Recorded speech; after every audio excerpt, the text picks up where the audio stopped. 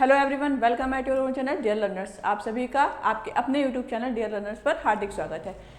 और आज का ये वीडियो आपको ये बताने के लिए कोशिश की जा रही है कि देखो सभी के पास सीटेट को लेकर के अपने अपने व्यूज़ हैं, अपने अपने आइडियाज़ हैं। सभी को लग रहा है कि हमारे पास चीज़ें मतलब कौन सा ऐसा स्ट्रेटजी बनाई जाए जिससे बच्चों को ये लगे कि चीज़ें बेहतर हो सकती हैं। ठीक है, देखो फर्स्ट ऑफ ऑल तो एक चीज़ जो मेरी तरफ से क्लियर मान के चलो कि कोई भी स्ट्रैटेजी जब तक खुद की नहीं होती तब तक कोई भी इम्प्लीमेंट नहीं हो सकता।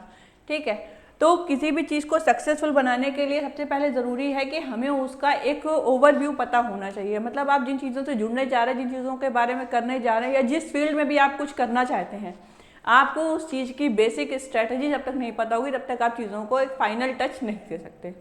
ठीक, तो रही बात अगर हम सीटेट की, तो सीटेट जो 2024 है जुलाई वाला, आपको डेट भी ऑलरेडी क्लियर है कि 7 जुलाई 2024 को हमारा सीटेट का एग्ज़ाम होने वाला है। बात ये आती है कि अब हम ऐसा क्या करें। लिमिटेड टाइम ड्यूरेशन है, आपको 90 डेज लग सकते हैं। लग रहा है कि 3 मंथ हमारे पास एक अच्छा खासा ड्यूरेशन है, लेकिन ये 3 मंथ्स हैं, जो 90 डेज हैं आपके पास, इन्हें जाते हुए समय नहीं लगेगा। एक चीज़ को अच्छी तरीके से समझ लीजिए कि कुछ भी करने के लिए हमारे पास एक बहुत स्ट्रेटजी जो हमारे पास क्लियर होनी चाहिए, वो है आपकी क्या 3P की स्ट्रेटजी। देखिए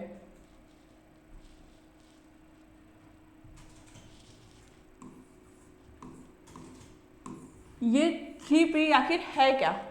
मतलब जब भी अगर आप कोई काम करने जा रहे हो, किसी भी चीज़ को आप अपने तरीके से एनालाइज या विजुअलाइज करने जा रहे हैं, तो आपको उसके बारे में पता होना चाहिए कि आखिर वो है क्या।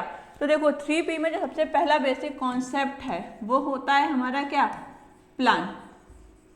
ठीक, प्लान से क्या मतलब है कि अगर आप सीटेट के एग्जाम की तैयारी कर रहे हैं, वो कोई भी एस्पायरेंट हो, बीएड बीटीसी या पेयरिंग हो या पास आउट हो, जिन्होंने 2-3 बार दे चुका है वो हो, या फिर जिनका फर्स्ट अटेम्प्ट है वो हो, सबसे पहले प्लान के बारे में हमारा ओवरव्यू जो कहता है वो ये कि हमें प्लान में अपनी वो चीज़ें इन्वॉल्व करनी चाहिए जो भी एक एस्पायरेंट को पता होनी चाहिए। और पता होने के सबसे पहले ज़रूरी है कि हमारे पास सीटेट का सिलेबस होना चाहिए। सीटेट का जो भी सिलेबस है, जो भी चीज़ें हैं, वो आपको सीटेट के बुलेटिन में ऑलरेडी दी गई हैं। ठीक है, इसके बारे में बाकी जो इन्फॉर्मेशन है वो आपको अगले नेक्स्ट वीडियो में प्रोवाइड कर दी जाएगी। लेकिन जो प्लान में अगर आप बात कर रहे हैं, तो आपके पास एक सिलेबस का ओवरव्यू होगा, और तैयारी के लिए, किसी भी एग्जाम की तैयारी के लिए एक सिलेबस का बहुत इंपॉर्टेंट रोल होता है। आपको पता होना चाहिए कि सिलेबस में हमसे क्या क्या पूछा गया है, क्या क्या मॉडिफिकेशन हुए हैं, क्या क्या चीज़ें और उसमें ऐड की गई हैं, लास्ट ईयर जो सिलेबस था उसमें से अभी तक क्या अपडेट हुआ है, ये सारी चीज़ें हमारी किस में आ गई, प्लान में आ गई। ठीक, दूसरी चीज़ हमारी क्या है, आपकी प्रिपरेशन।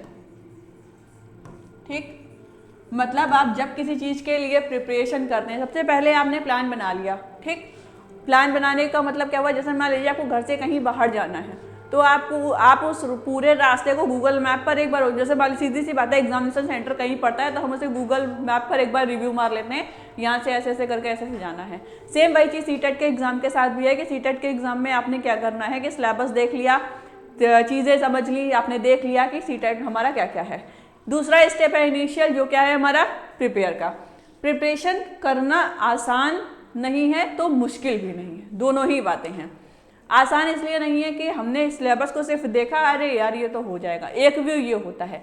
दूसरा व्यू जो हम कह रहे हैं कि मुश्किल इसलिए नहीं कि जिसने सिलेबस को देखा, इसके बाद उसने क्या किया, आपने बुक देखी, PYQs देखे, जो आपके क्वालिफाइंग कैंडिडेट्स हैं, या आपके पास कोई ऐसा मेंटर है जिससे आप चीज़ें पूछ सकते थे, ऐसा कोई गाइडर है जिससे आप चीज़ें पूछ सकते थे, आपने उससे पूछा कि अब इसमें क्या क्या चीज़ें हमें पढ़नी चाहिए।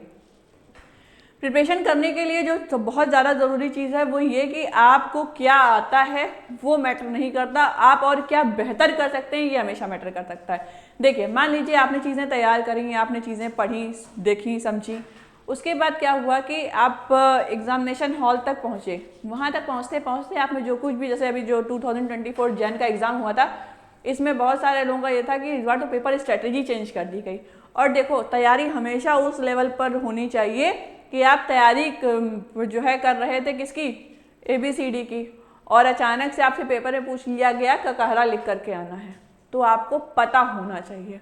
एक एस्पायरेंट का मतलब ये होता है कि आपके सामने जो चीज़ें हैं उसमें अगर कुछ भी बट होता है तो आपके पास हताश होने जैसा कुछ नहीं होना चाहिए, ठीक, तब होती है तैयारी। दूसरा, तैयारी का ओवरव्यू ये होता है कि इसमें आपके टोटल 5 सेक्शन होते हैं, ये बात सभी को पता है, ठीक। इन 5 सेक्शन में पांचों सेक्शन सबके स्ट्रांग हो ये ज़रूरी नहीं है। क्यों ज़रूरी नहीं है? क्योंकि 5 सेक्शन में हो सकता है किसी का मैथ्स वीक हो, किसी का अगर किसी ने लैंग्वेज इंग्लिश लिया है तो उसका इंग्लिश वीक हो, किसी की हिंदी भी अच्छी नहीं होती है, ये भी एक बिटर फैक्ट है, ठीक। या किसी का अगर एसएसटी सब्जेक्ट है तो एसएसटी उसे पूरी नहीं आती, क्योंकि हो सकता है उसे कॉन्स्टिट्यूशन के बारे में ये अंदाज़ा ना हो कि क्या क्या पूछा जा सकता है, ठीक। तो तैयारी करने का जो प्रिपरेशन वाला पार्ट है मैं उसकी बात कर रही हूँ। प्लान आप ऑलरेडी बना चुके हैं, कैसे, आपने सिलेबस देख लिया, आपने PYQs देख लिया और आपने बुक्स वगैरह के बारे में आइडिया कर लिया। अपनी प्रिपरेशन के केस में आपको करना ये है कि इन 5 सेक्शन में आपको ये मान के चलना है कि पहली बात तो कोई भी 2 सेक्शन स्ट्रॉन्ग कर लीजिए। वजह, जो वीक सेक्शन है, अगर आप उस वीक सेक्शन के बारे में फोकस करते रहेंगे तो यकीन मानिए जो स्ट्रॉन्ग सेक्शन है वो भी कहीं ना कहीं कम हो जाएगा, स्कोर कम दिला पाएगा, ठीक। जैसे मान लीजिए अगर किसी की साइको में अभी लास्ट वाले एग्जाम में मान लीजिए उसने 20 स्कोर किया, अब इसमें बच कितने रहे हैं? सिर्फ आपके 10 मार्क्स बच रहे हैं 30 कंप्लीट करने में। तो अब उसे इस बात पर फोकस करना चाहिए कि वो 10 भी कैसे हम अचीव कर सकते हैं।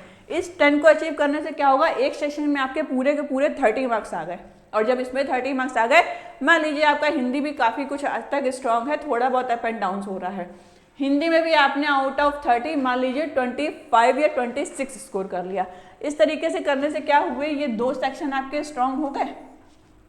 अब बचा क्या? मैथ्स वाला सेक्शन बचा, EVS वाला बचा और इंग्लिश वाला बचा।